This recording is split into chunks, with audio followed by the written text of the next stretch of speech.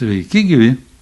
Esu Lietuvos sporto statistikas, istorikas Algimantas Bertašius. Kviečiu visus žiūrėti laidą Krepšinio pasaulyje. Laidos partneris TET.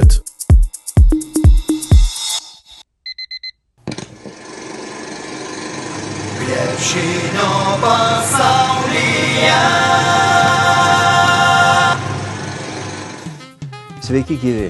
Kovas atvėrė vartus kalendoriniam ir tikrajam pavasariui. Todėl mes čia šiandien taip pavasariškai ir atrodome. Na, o krepšinėje tai metas, kai prasideda lemiamų kovų etapas. Pradžia. Ir dar po mėnesio kito mūsų komandos sudės pralaimėjimo ir pergalio balansą ir atsistos viena po kitos, tai kaip ir turi būti. Tačiau mes šiandieną ne apie prognozes, o prisiminsime, kas buvo mūsų krepšinėje prieš 20 ar 15 metų.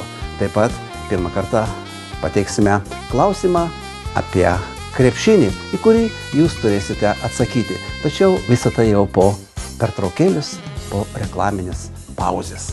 Laidos partneris TET.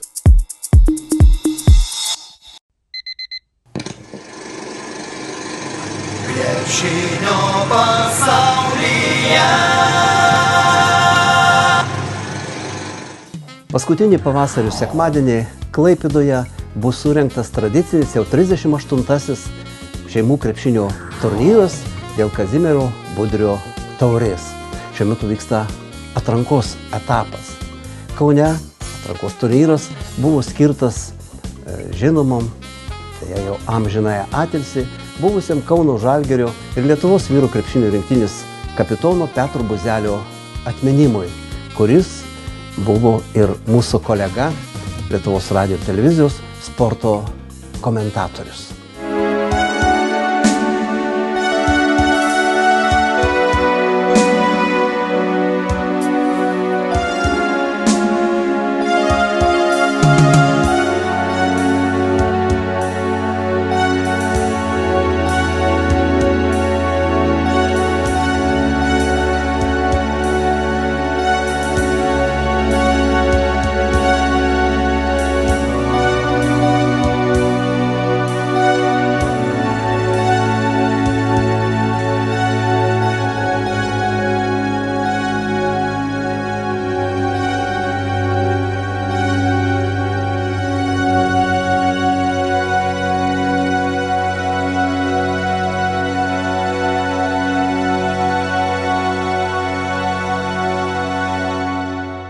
– 2014 Petro Buzelio atminimui skirtą taurę laimėjo ir Klaipėdoje šeimų krepšinio turnyro finale žais Nausėdų šeima, atstovaujanti gimtajai Švėkšnai. Mat, pora jaunikaičių tobulinasi krepšinio paslapčių čia Kaune. Nors jau 36 metai, kaip Petro nebėra, bet yra 3 metai iš eilės yra Kazimiero Budrio organizuojamas krepšinio turnyras šeimų. Labai dėkinga tiems, kurie aukoja savo laisvalaikį, kurie padeda savo sveikatą turnyrui tam. Tokie turnyrai atrankos vyks visuose didžiuose miestuose, Vilniuje, Šiauliuose, Panevėžyje, Klaipėdoje jau baigėsi praeitą savaitę. Vlado Ignašiui atminti, Vilniui bus Rimui Girskiui, Panevėžyje, Vilmantui Paškauskui, Šiauliuose, Rimui Imenavičiui, Švėkšnui, Urmulevičiui ir taip toliau. Komandos labai gražiai atrodo, tarp kitko, labai gražiai atrodo, labai noriai žaidžia, nes čia yra šeimų turnyrai, dalyvauja 4 komandos, susirenka ir moteris dalyvauja, ir vaikai dalyvauja, ir labai draugiškai, labai vienas už kitą serga, labai gražus yra prisistatymai tokie, kaip kad ir pavyzdžiui Rudaičių. Yra prisistatymas toksai, ar yra už mus geresnių? Ne, visi reikia ir bėga į aikštę. Tai yra labai gražu, žinoma, kiekvienas turi savo. Visi įsijungia naujų komandų, Klaipėdoje priejo visai naujos 2 komandos, Šiauliuose dalyvaus atrankos turnyre 8 komandas. Taip, kad, kaip sakant, retas platėja ir smagu. Dabar jau ir ta naujovė pasitvirtino, kai turi dabar 5 būtinai žaisti moteris. Visą laiką turi būti 4 vyrai ir 1 moteris. Labai dėkinga esu Kazimierui Budriui, kuris tikrai labai daug įdeda darbo ir sveikatos, kad organizuotų tą turnyrą. Vis tik tai gyvena Klaipėdoje, o važiuoja į Kauną. Labai gražius prizus padaro. Vat mano rankose kaip tik tai yra lentelė rezultatyviausiams žaidėjui ir medalis. Yra taurės padarytos taip pat su Petro atvaizdais, reiškia, ir visa kita.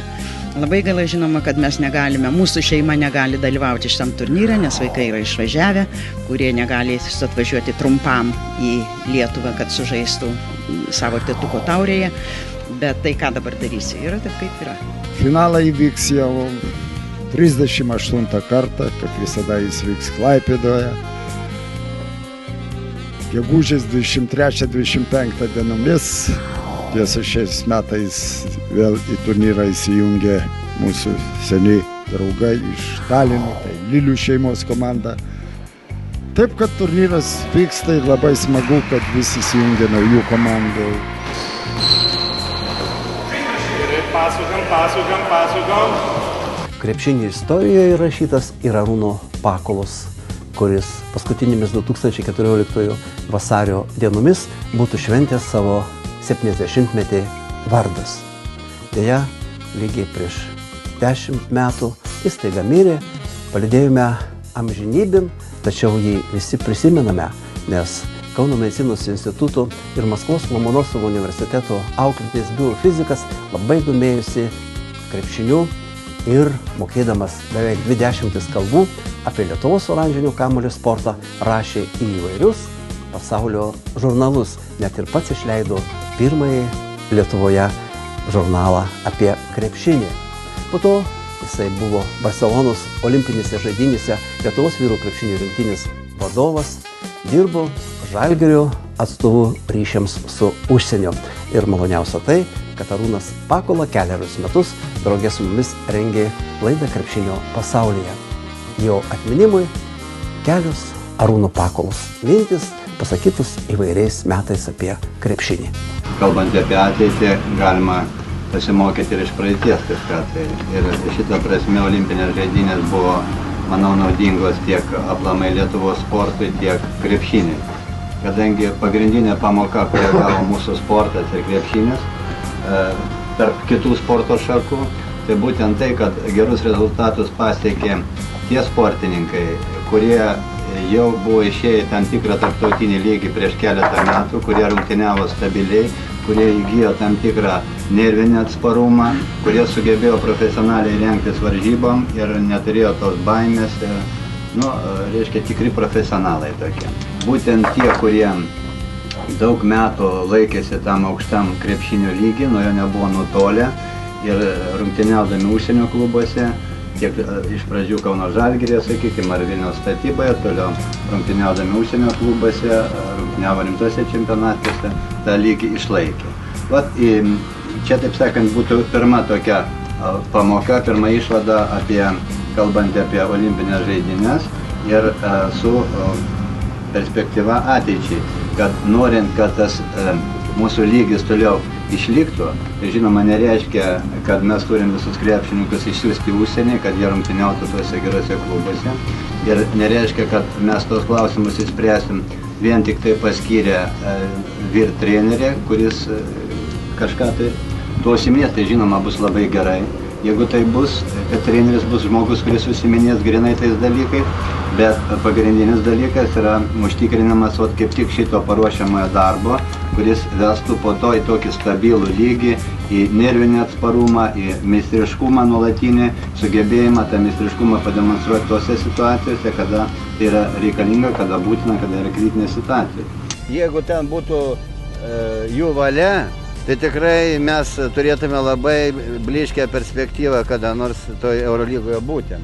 Pats realiausias variantas tai yra ir tvirčiausias variantas tai yra patekti į Europos geriausių krepšinio šalių dvyliktuką, kadangi tai yra mūsų vieta. Jeigu Lietuva nėra Europos geriausių krepšinio šalių 12, tai yra gėda. Mūsų ten nėra ne tiek dėl mūsų krepšinio silpnumo, bet mūsų nėra tam 12 dėl to, kad mūsų ekonomika yra prasta.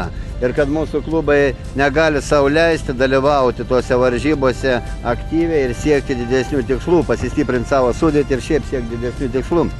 Todėl pagal dabartinę reitingo sistemą, kur yra priimta, mums bus labai sunku patekti tą 12. Aš manau, kad žalgiriečiams didelį įkvėpimą davė tai, kad tai buvo didžiulis šansas sugrįžti į Europos elitą, kur mūsų nacionalinė rinktinė jau senai yra, o mūsų klubinis krepšinis jau daugiau kaip 10 metų yra iškritęs, iš to buvo iškritęs. Ir iš tikrųjų tai reikėjo žengti vieną žingsnį ir mes iš tikrųjų tvirtai grįžtume į Europos elitą. Ir žalgiriečiai tokios progos nenorėjo praleisti ir jie atidavė viską, ką galėjo, kad tas tikslas būtų pasiektas. O kai komanda laimi, ar sunku komentuoti? Žinot, pasakyčiau, kad nelengva. Kai pralaimi yra sunku, bet kai laimi irgi yra nelengva. Nesunku išlikti objektyviam, žinoma, visada norisi, kad saviškai laimėtų ir emocijos kartais nustelbia ir mintis. Po košmariškų Žalgirio rungtynių Madride su Real komanda visi laukime mūsiškių susitikimo Miunchene su Bayern komanda. Jo labiau, kad namuose žalgiriečiai vokiečiams buvo pralaimėję net 22 taškų skirtumų. O štai Miunchenas laiminga vieta, nes 1999-aisiais vedini žaidėjo Sauliaus Štombergo žalgiriečiai, dalyvaudami pirmajame čempionate, iškovojo Eurolygos taurę. Dabar, kaip žinote, Saulius yra komandos vyriausiasis treneris. O dabar kauniečių laukia nuožmi kova namuose su Maskvos CSKA komanda. Su ta pačia, kaip Sovietų Sąjungos laikais, net 4 metus iš eilės kovojo dėl šalies čempionato aukso medalių. Ir Žalgiris triumfavo net 3 kart iš eilės. Paskutinį kartą jie iškovojo Tarybų Sąjungos aukso medalius 1987 metais. Pirmosios superfinalo rungtynės Kaune.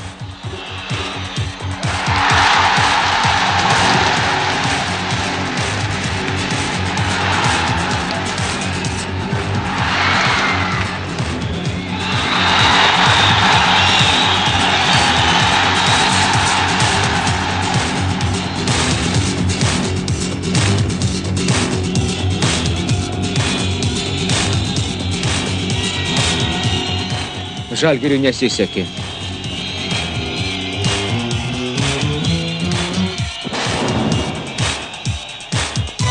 Kad nežaidė Arvydas Sabonis, kai kas širdį džiaugiasi.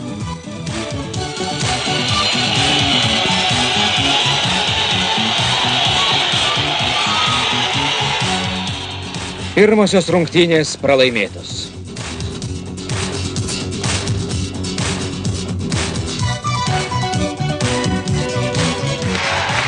Tačiau po to buvo dar 2 ir dar 5 minutės.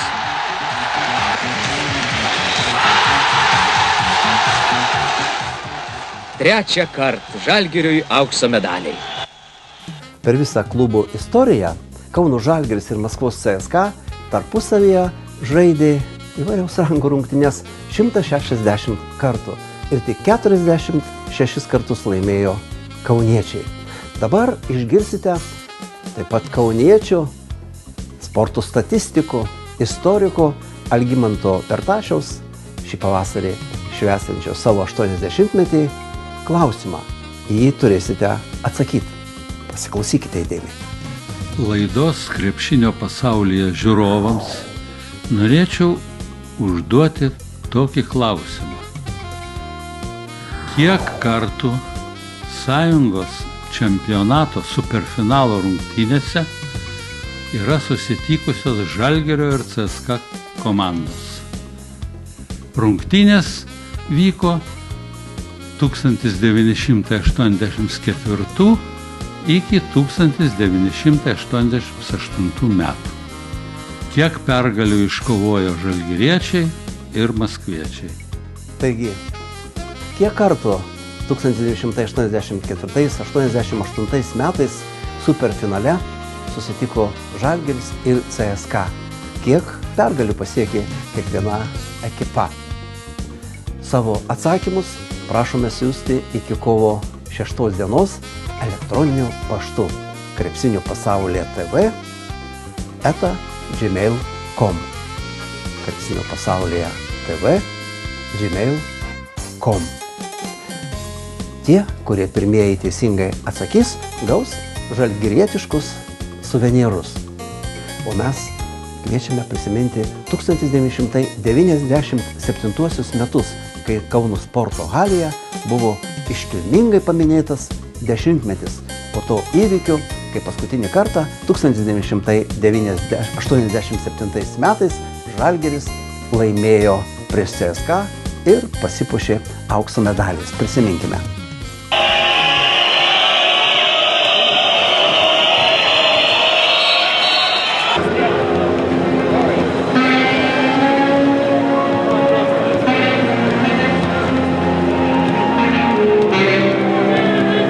Su kokia nuotaika Žalgiris paliko aikštelę pralaimėjęs CSKA, aišku, bet kodėl taip atsitiko? Manau, CSKA šiuo metu gal reikia pripažinti aukštesnį klasę ir tas matosi rezultatus, jie žaidžia Eurolygoje, o mes truputį žemesniai taurėje ir pagal sudėtį jie stipresni, daug garsių žaidėjų žaidžia jų komandoje. Ir naudingas buvo susitikimas jums Žalgiriui prieš play-offus LKL. Tai aišku, su tokia komanda, jo lab su stipresnė, pažaisti, parungtiniauti, kai tiek daug žiūrovų, tai yra visą laiką ir didelė nauda ir malonumas. Aš atėjau, aišku, pakviestas, kaip sakant, paminėtą 10-metį. Labai gražu, ačiū visiems. Ir man tik tai buvo įdomu palygyti. CSKA žaidžia Europos čempionų lygoje, Žalgiris į ją veržėsi. Kokios galimybės Žalgirio būtų, jeigu ten žaistų? Nu, galiu pasakyti, neblogas. Žaidė gana gerai, bet taip tvirtai galiu pasakyti, CSKA yra geresnė. Draugiškos rungtynės, šou yra šou. Taip, nėra to įtempimo ir patys žiūrovai kartais, sušaukė, ten kviečia į kovą, kviečia, reiškia, laimėti ir panašiai. Tačiau tokie visi atėję, pasėdėti, pailsėti ir aš panašiai tokios pat nuotaikos, kadangi širdis nevirpa, dėl nieko nekovoji. Taip, sužaisi, atžymėsi ir taip toliau. Čia sunku palygyti tą laiką ir tą laikmetį ir tą įtampą, kadangi tai buvo visai skirtingas dalykas. Ar galvojat, kad štai po 10 metų kažkas susirinks, paminės paskutinį kartą iškovotus aukso medalius? Negalvojau, kas čia galvos. Pirmiausia, buvau tik tai praėjusiais metais, kada suėjo 10 metų, kaip Žalgiris buvo iškovojęs pasaulio klubinių komandų čempionatą. O čia tai buvo jubiliejus, skaitau. Čia buvo jubiliejus, kuris nežinau kada bus. Kodėl tik televizija prisiminė tai ir parodė? Tai prisiminė ir niekas nemėgino, reiškia, pamėginti, pakartoti, atžymėti. Nors, pasakyčiau, praėjusiais metais buvo galimybės. Buvo ir visi žaidėjai. Ruošėsi olimpiniam žaidynėm. Galima buvo ką nors tuo metu ir sumastyti, skaitau. Bet viskas jau praėjo. O gal geriau vėliau negu niekad? O gal vėliau ir geriau bus, kas čia žino. 15 metų bus, 20 metų bus. Ar galvojat, gerbiamas Garastai, kad štai gali dar vieną kartą susirinkti visa aukso karštligės laikų komanda, auksinis Kauno Žalgiris? Jie susirinkti turbūt gali daugiau prie stalo, man atrodo, negu į aikštę išeiti, kadangi laikas daro savo. Yra tas negalestingas senėjimo procesas pas žmogų. Jis visą laiką senyn, sunkyn, kojos nebe taip juda ir травмos, и лигос пола. Спасибо вам. Мы вернулись в наше хорошее светлое время, когда, думаю, что есть о чем вспомнить. И дай Бог, чтобы и в завтрашнем дне вот те приятные, радостные минуты, независимо от того, кто выиграл, кто проиграл, они остались как на литовской земле, так и на российской. Ir žinote, kad mes prieš daugelį metų susivienėme, siekdami bendro tikslo, ten žmonės nedirbo, važiavo į Maskvą, sirgti už mus, mes pasiekėme jo ir įrodėme tikrai, kad galėjome tai padaryti. Esu laimingas todėl, kad man teko galimybė šiandien vėl sugrįžti į sporto halę, pabūti su savais sirgaliais, pamatyti CSKA žaidėjus, kurie žaidė prieš 10 metų, pamatyti žaidėjus, kurie žaidė šiandieną. Aš manau, kad krepšinio lygis, kiek pas mus, tiek pas juos, nėra atsiliekantis, kad mes turime, kad pasiektume elitą, dirbti daug ir labai daug ir viskas bus tikrai gerai. Įdomu vis dėlto prisiminti tai, kas buvo mūsų krepšinėje prieš 20 metų. Kažin, ar daug kas pamena 1994-uosius, kai Panevėžyje įvyko pirmoji LKL žvaigždžių diena. Krepšinio pasaulyje yra daug epizodų ir iš tos šventės. Dabar matysite. Tai yra ta minutė, kurios taip nekantriai laukia visa progresyvioji Lietuvos sporto visuomenė. Taigi šiandieną pirmą kartą istorijoje čia Panevėžyje, Panevėžio sporto salėje vyksta žvaigždžių diena.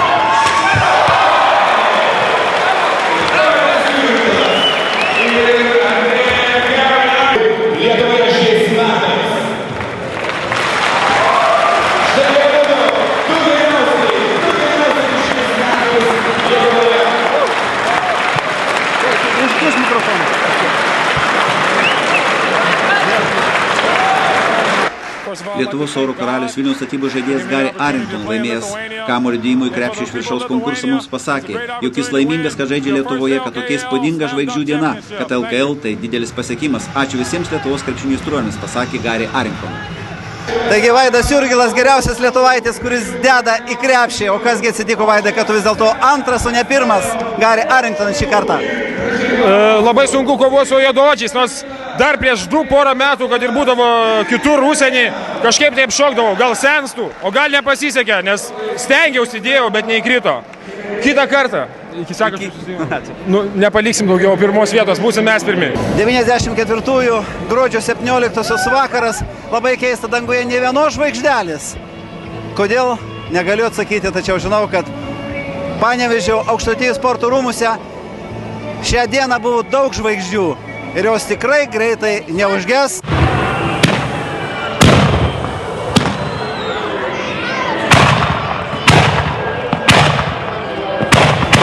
Prieš kelias dienas teko skaityti pirmosios LKL žvaigždžių dienos Panevėžyje dalyvių Dariaus Sirtauto, kuris dalyvavo dėjimo į krepšį iš viršaus varžybose, žodžius, kad dabar ir Kalakutas net juoktųsi iš anų dienų švenčių ir iš mūsų krepšininkų meistriškumo.